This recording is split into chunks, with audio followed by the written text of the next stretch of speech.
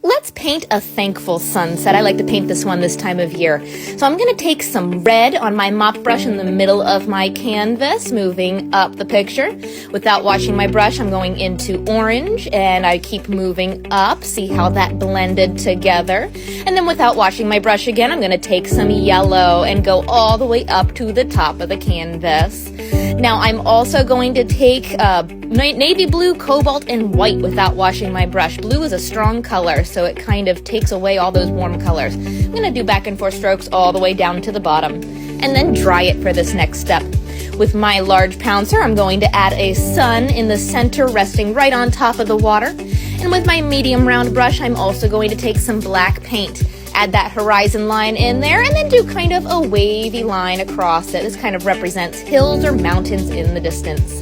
Now I'm going to do an island coming out from the middle of the water on the left side. That's just a line and a wavy line there.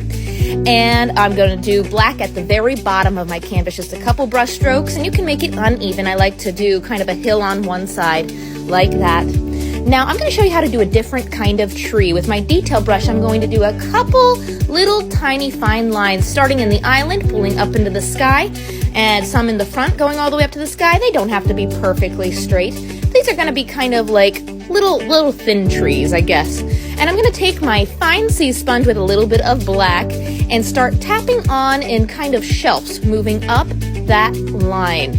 I'm not going to paint the branches to hold these on because they're kind of in the distance. You wouldn't see them. And it's later in the fall, so there's not as many leaves on the trees, so you can still see the sunset through them.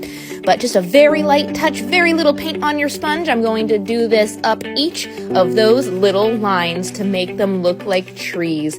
Kind of like if you look off into the distance where there is a lake and there's a little island in the middle. Those little scrawny trees that grow on those. That's what these kind of represent, but so pretty with those bright colors behind them.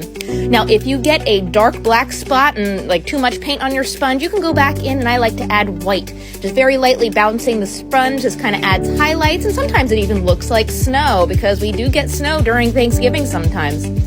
And then because my ground looks very, very plain, I'm going to take a black and white on my mop brush again and just kind of make it look uneven, just very lightly bouncing across the top of that black and on the island. Makes it look like there's like little grasses and bushes on there.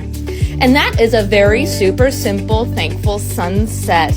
Have a happy Thanksgiving and happy painting.